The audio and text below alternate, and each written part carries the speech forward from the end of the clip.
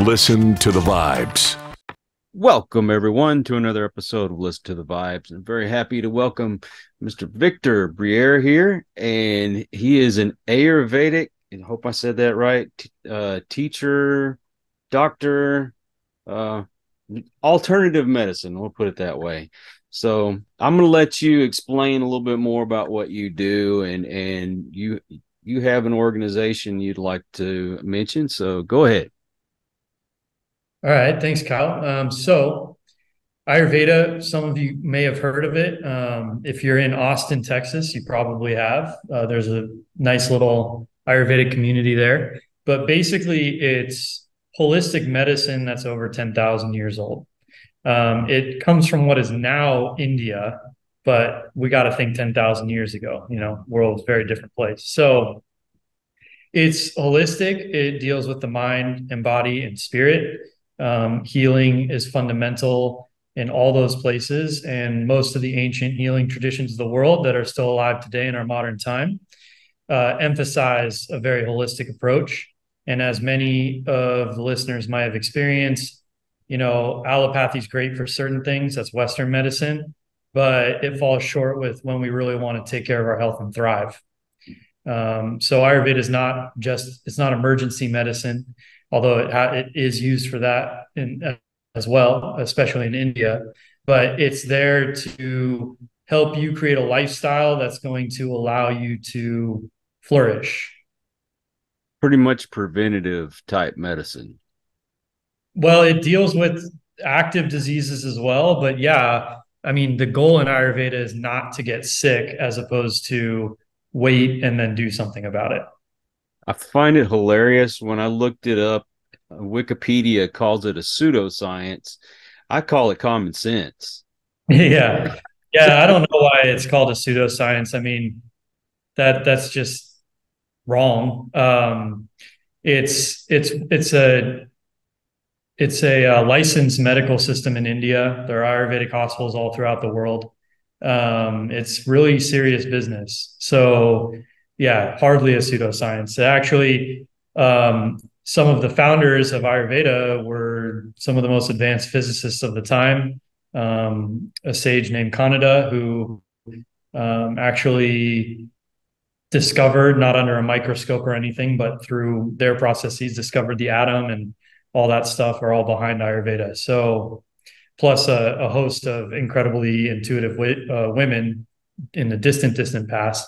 So calling it a pseudoscience is like turning to a Native American population and saying that, all their healing techniques were fake. I mean, that's just ridiculous. Can you get a little more into detail? Because I know you, if I read correctly, it's a lot of yoga, a lot of dieting, that kind of thing. What exactly do you teach? Yeah, so Ayurveda is considered the sister science of yoga. So they're part of the same history and they work in concord with each other. And so, like, let's say you were to come to see me for an Ayurvedic consultation, and every person's going to be fairly unique, but the archetypal situation is basically we're going to go over your health history. We're going to find out what the deeper patterns are in your health history. And we're going to address that through diet. We're going to address it through herbal remedies, lifestyle changes, exercises that include yoga exercises. But we're also going to address the psychosomatic issue. So there are patterns in our life that we have for various reasons that create poor lifestyle and health habits that we, as much as we want to believe we can just drop them, we can't. It takes more work than that. So, just take, for example, right? Someone comes in and they're having hyperacidity issues in their stomach, and you start digging into their lifestyle. And I'm definitely not just going to prescribe them a pill, right? I don't do that. Right. So we start digging into their lifestyle issues, and it turns out that, they're drinking 3 cups of coffee a day, 3 glasses of wine at night, typical upper downer type situation. And they're using it to keep themselves emotionally stable, right? And get through their day. So we can all relate to that. We understand how that feels. But the reality is that's what is heavily contributing to their disease. So if I were to just give them a pill to take to pacify the symptom, the actual progression of the disease will continue in the body, right? So we got to do a lot of work on unwinding those patterns, which is difficult, but very possible. And that's when you get to the root causes, and that's when you actually heal, as opposed to just put a Band-Aid on something. Suppose someone has a disease that is something they're going to have the rest of their life. Can you reverse that? Completely depends on the situation. A lot of times, yes. And a lot of times what happens is they can get a lot of relief, if not 100%, right? But enough to make a big life change difference, quality of life difference. So absolutely, we see it all the time where people clean up their lifestyle, start eating at the right time, start eating the right food, start eating with the right emotional status, do some inner work, take on simple spiritual practices, right? Not attached to any religion, but more about getting to know the inner self. And it doesn't have to be some extreme, go be a monk in some monastery or go into a cave and meditate all day. That's not required. And actually is not usually recommended in most cases. In most cases, what it takes is a desire to live a healthier life, to heal, feel better. And a lot of times that requires giving up some of the stuff that might be pleasurable, but in the end leaves us feeling like trash. Yeah, it's going to be hard to convince certain people to give up certain things. I talked with a guy who was trying to explain the vegan diet. And I'm like, look, man, I'm from Texas. You try to tell a Texan to give up barbecue. Just have vegan barbecue. Not going to happen. Yeah, but that's exactly the kind of stuff that we talk about, right? So, I'll just poke at you a little bit because why not? Let's have some fun. But if you came into my clinic and let's say you were suffering from a pretty heavy disease, knock on wood, I hope that doesn't happen. But, and you might be more willing to make changes at that point, right? Because the barbecue wouldn't even taste all that good anymore under the context of having that disease. It wouldn't be worth it anymore. So, of course, ideally, we want to make the healthy changes ahead of time. But sometimes it takes someone to get pretty sick before they're willing to make changes. I feel like if I could totally change my diet and exercise and reduce all these numbers and everything looks good, why should I have to take this medicine the rest of my life? Well, one of the effects of our modern day is that people like myself, Ayurvedic practitioners, are not allowed to comment on like your personal prescription medication, right? Because that can be dangerous because we're not trained in that. We don't want to deal with prescription medication. What I can tell you just from Ayurvedic clinical experience is that, depending on the person, if they really commit to a healthy lifestyle and they stay healthy, they have been able to talk to their doctor, their allopathic doctor, and wean off or get off medications. And some people haven't. So I know that's like a middle of the road answer, but I think you get what I'm trying to say. And it's a completely different way of thought, a completely different system. And so, what I'm more concerned about is helping someone get as healthy as they possibly can. And then you notice a lot of things can fall away after that once they've achieved that. I've been seeing clients for over 13 years. And, when I first started Ayurveda, I was very, I wouldn't say, I've never been anti-Western medicine, but I was like, all these medicines and stuff like that. But what I've learned is that it's us, we the people, who really created the Western medicinal system, because we are the ones who refuse to change our habits. So what else can a Western doctor do? Like my uncle, right? Diabetes, weighed over 300 pounds.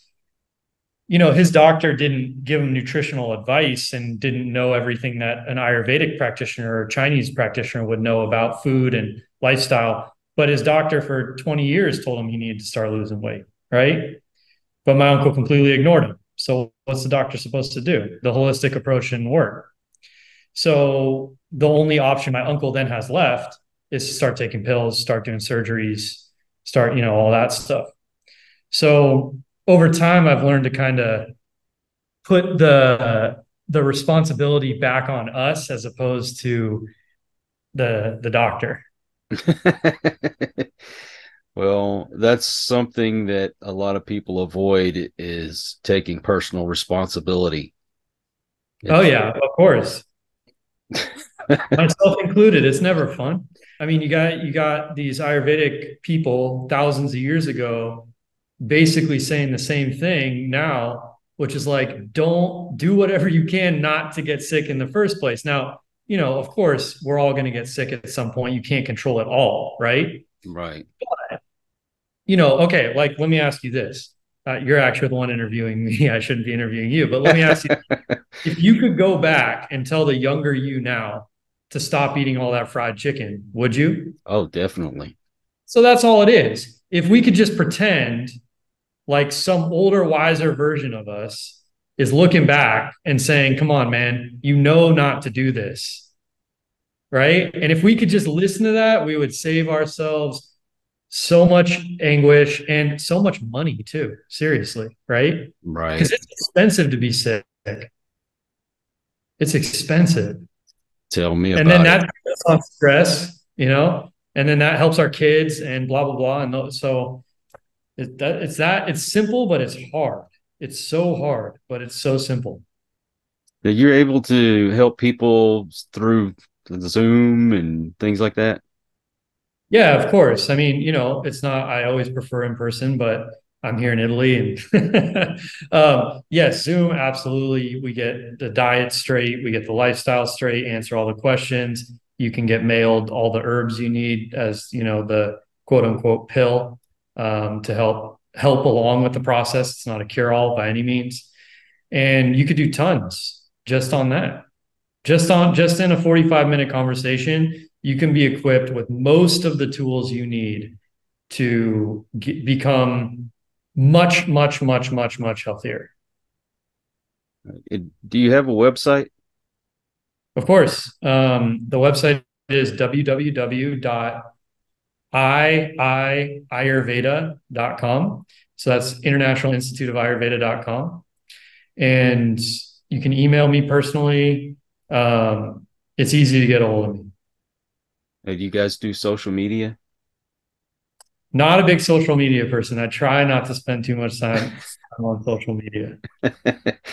Yeah, I tend to stay away from it now too. Used to be on it all the time, and now the heck with it. Well, yeah, I mean, I'm not trying to knock on, well, I am a little bit knocking on social media, but depression right now is the number one disorder in the world. Depression, right? That's never before been seen in history or even close. And it's not that, of course, there are many causes, but one of the major causes, especially in youth, is linked to social media. So I personally would feel like a little bit of a hypocrite if I was big on social media while telling all my clients to get off social media. So, I know we live in a digital age and we got to commute digitally. I've become to peace with that, but I try to keep it to a relative minimum. Have you written any books? Yeah, I wrote a book called Pulse Unveiled, which is about Ayurvedic pulse reading. That's not going to apply to the common person because it's a technical book about an Ayurvedic diagnostic technique. But I'm working on a book called Ayurveda for Diabetes, actually. And I should have that book done within the next 6 to 8 months. So that'll be out there. Thank you so much for coming on the show and explaining it all. I'm going to put all the links for people to find you a lot easier. Is it okay if I put your email up there? Yeah, absolutely. And tell people if they want to reach out to me, I'm happy to just do like a 5-minute get to know each other call. And if they want to do an Ayurvedic consultation or anything like that, I'm happy to help. Oh man, I appreciate it. Thank you so much. And I also want to thank all you folks out there. If you are new to the channel, well, I hope you'll come back, hit that subscribe button. For my regulars out there, you guys are awesome because you make it possible for me to do this. Until the next one, everyone, please take care. Be kind to one another God bless and peace. We hope you enjoyed this episode of Listen to the Vibes. You can catch us on Buzzsprout or wherever you listen to your favourite podcasts. And on YouTube. Follow us on Facebook at The Vibes Broadcast Network